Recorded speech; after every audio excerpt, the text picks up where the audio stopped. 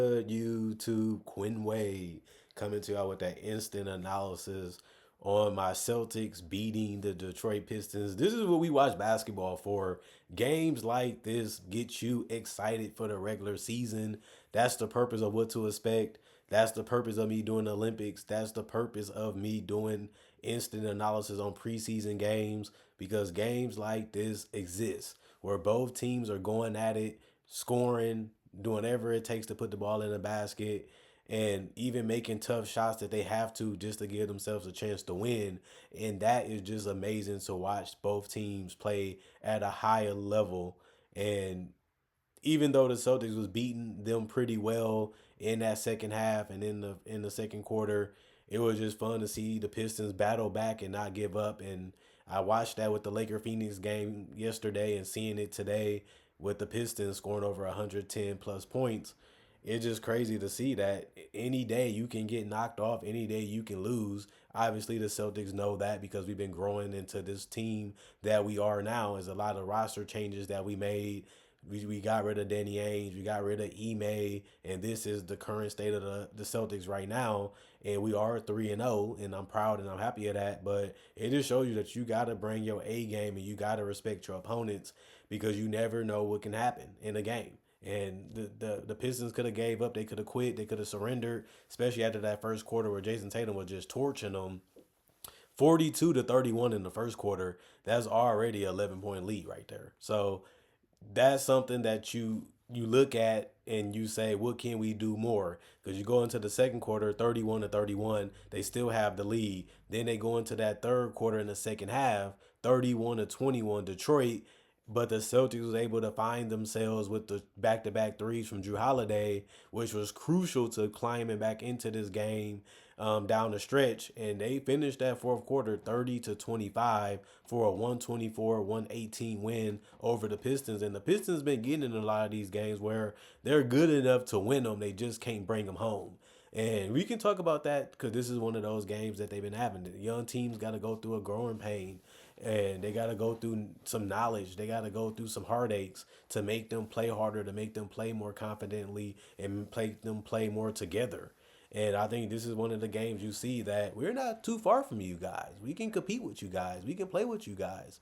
And we feel that way. And Cade is one of them leaders that he leads by example and he leads by play. I know he's not a perfect player, but he is worthy of that number one pick. And he proved that last year, averaging 22, 7, and 4. But he's actually backing it up this year, too, a little bit. So we need to see a more polished and more improved Cade. He's very young, but he's showing that you can build around this guy. And he showed that tonight, especially same with the Jay Ivy. That was a good pickup. People was wondering, can they play together? Yeah, but you still do have to win games. So they have lost all three of the games they have played, and they are 0-2 even at their home games. And it's going to be exciting to see how their season turns out. Even though I don't think it's going to be amazing, it's good to see how great this team looks compared to the two seasons prior. So Jason Tatum, 37 points, was really just playing around with his offense sometimes. Nobody can stop this guy right now. He's only really stopping himself because the shots he chooses to take. But that just shows you how good Jason Tatum is. He's an all NBA first team player just because he's just virtually unstoppable sometimes. Plus one and plus minus. He had 5 personal fouls. He would have had more points if he didn't get that many fouls. And that actually helped Detroit get back in the game when Tatum hit the bench. And they have to use those opportunities because that can put them in a position to win the game. So that's actually what happened. 1 block, 2 steals, 2 assists, 4 rebounds. One of them was offensive. 7 of 9 from the free throw line, 6 of 13 from three, and 12 of 26 from the field. Al Horford was 6 of 10 from the field, 5 of 8 from the 3 point line, 5 rebounds total. 2 of them was offensive, 1 assist, 3 steals, plus 21 and plus minus. Even though he's one of their older players, he still was able to chip in 17 points. And that's what we needed. Drew Holiday, like I said, was huge tonight. Didn't take too many shots. He was 2 of 5 from the field, 2 of 3 from the 3 point line. He was 1 of 2 from the free throw line. He did have 4 assists. They was crucial too. 3 rebounds, 1 offensive rebound, 1 block, 3 turnovers, 2 personal fouls plus -2 and plus minus 7 points. Derek White made some good plays, and especially in the first half. 6 of 14 from the field, 0 of 6 from three, 5 of 5 from the free throw line, 6 rebounds, 2 offensive out of that, 3 assists, 3 blocks, 1 turnover, 2 personal fouls, +7 and plus minus 17 points. And Jalen Brown, he didn't shoot well tonight, but at least he was looking for a shot, and he did rebound well, getting a 20 and 10 game. He did shoot 6 of 24 from the field. He was 3 of 9 from three. Hit a big one that they wanted to concede to him because it was just a shot that you rather just live with than him going right past you. But he ended up making them pay anyway. 9 of 10 from the free throw line for him. 10 rebounds, but 3 of them was offensive out of that. 5 assists, 1 steal, 2 turnovers, 2 personal fouls, +11 plus minus 24 points. Tillman, 1 of 2 from the field, 1 of 2 from three. That was only field goal attempts. 3 rebounds, 1 of them was offensive, 1 assist, 2 steals, 1 turnover, 2 personal fouls, +2 and plus minus 3 points. Luke Cornett, big net, was 0-1 from the field. He tried to go up, but was not strong enough and had too many guys around him. 4 rebounds, 3 offensive out of that, 3 assists, 1 steal, 1 block, 2 turnovers, 2 personal fouls, -5 and plus minus. Peyton Pritchard, 5 of 8 from the field, 5 of 7 from the 3 point line, 4 of 4 from the free throw line, 2 rebounds, 1 steal, 1 personal foul, -5 and plus minus 19 points. Um, they was 38 of 90 from the field as a team, 42%, 22 of 48 from three. We shot a bunch of them. 48 tonight, 45%. That's above average. 26 of 30, only missed 4 free throws tonight. That's 86%. 37 rebounds, 19 assists, 10 steals, 6 blocks, 10 turnovers, and 16 personal fouls. And the Pistons, they brought it. Tobias Harris didn't play as well tonight. 2 of 11 from the field, 0 of 5 from three, 4 of 4 from the free throw line. He did have 11 rebounds, which was much needed. Two all of them was offensive, 3 assists, 1 steal, 1 block, 2 turnovers, 6 personal fouls. He fouled out this game, -12 and plus minus 8 points. Tim Hardaway was 2 of 7, 1 of 5 from three, 4 of 4 from the free throw line, 2 rebounds, 2 assists, 3 personal fouls, +1 and plus minus 9 points. Jalen Duren was 7 of 7, got some real good looks, and he took full advantage of it. He was 1 of 2 from the free throw line, 9 rebounds, 3 was offensive, 2 blocks, 2 turnovers, 1 personal foul, -5 plus minus 15 points. And Kane Cunningham, 9 of 22, 2 of 8 from three, 1 of 3 from the free throw line, 10 assists, 6 of them was 6 rebounds. 1 steal, 4 blocks, 7 turnovers, 2 personal fouls, +3 and plus minus 21 points. And Jay Nivey, 10 of 18 from the field, 2 of 5 from three, 4 of 5 from the free throw line, 5 rebounds, 2 of them was offensive, 6 assists, 1 steal, 1 turnover, 2 personal fouls, -15 and plus minus 26 points. Fontecchio, 3 of 6 from the field, 3 of 5 from the 3 point line, 2 of 2 from the free throw line. 2 rebounds, +8 and plus minus 2 personal fouls, 11 points. Some of them threes that Fontecchio hit was very good. He made them at the right time, and he kept the Pistons within striking distance. And the Pistons actually ended up taking the lead in this game, and they just couldn't finish it off as the Celtics was able to make that last run to close out the fourth quarter. And, they worked hard to get it. They battled back, but they just couldn't muster up enough offense to get it done.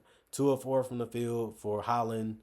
1 of 3 from the 3 point line, 1 rebound, 1 assist, 2 personal fouls, -10 and plus minus 5 points. Stewart, 3 of 3 from the field, 5 rebounds, 2 was offensive, 3 assists, 1 steal, 1 turnover, 4 personal fouls, -1 and plus minus 6 points. And Malik Beasley has been a great addition to this team. I said it in preseason. I'm saying it now. He has been that 3 point shooter that they needed. He's being fearless about the shots that he's taking, and he's being aggressive, and he's making the defense respect him and making the defense remain honest when guarding him. And sometimes they don't even have to be honest. He just letting that thing go with confidence, and it's just dropping. 5 of 10 from the field, 5 of 8 from the 3 point line, 2 of 2 from the free throw line, 3 rebounds, 1 turnover, +1 and plus minus, and 17 points.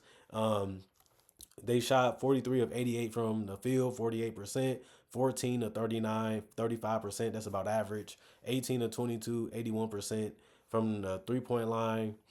From the free throw line, 44 rebounds, 27 assists, 4 steals, 7 blocks, 14 turnovers, 22 personal fouls, and they was able to get to that 118. So this was a good battle, showing you that you got to be bringing your whole best mentality, best body, best games that you can, because the Pistons were so close to pulling the upset tonight, and it just went viral. Like the Celtics, they lost a game against the 0-2 Pistons, And the Pistons was getting blown out by y'all. Y'all let them come all the way back, get the lead almost extended to double figures, and y'all could have and y'all lost. But I'm glad that the Celtics battled back, stayed more disciplined, stayed more smarter, and took some high percentage shots and created some high percentage shots. And they did speed up the tempo to get them shots too, and they was able to drop them down and escape, with the victory. So this is a game that I would consider a fun game. They had fun out there.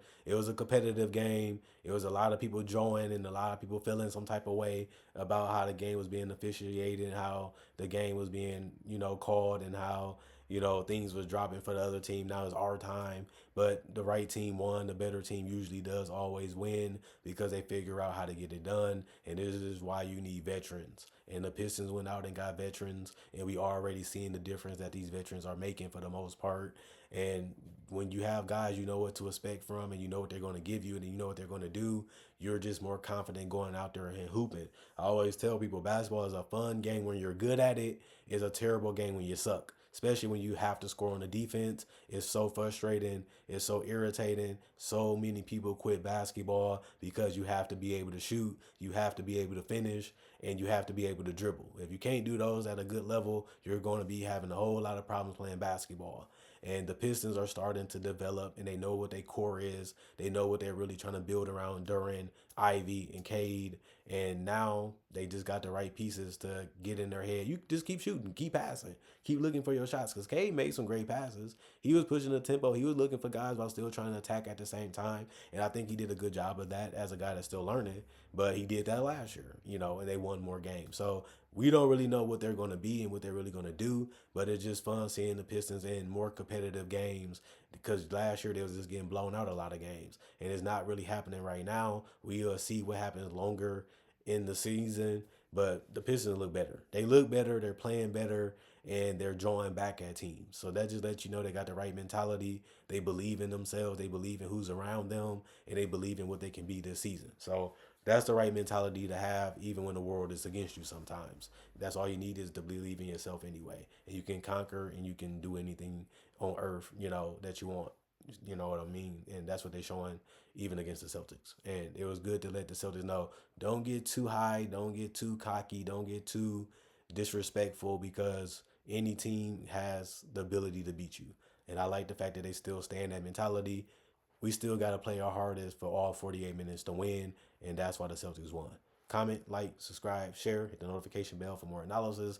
And if you love this type of content, I make videos just like this, breakdowns, tributes to legends, and more videos on my channel. So check out my channel if you like videos like this. And just a reminder to all the people that's already been subscribed and supporting the channel, however way they've been able to do it, merchandise, videos, clicking, liking, sharing, subscribing, whatever you have done that supported this channel and kept it alive. I appreciate it, but don't forget to check out other videos on my channel and videos you may have missed that you wanted to watch, and just checking the channel in general because you may not even know what I have put out, and then you check my channel and you find something you want to see. So I just encourage people to continue to do that. Other than that, I'm going to see you guys later today.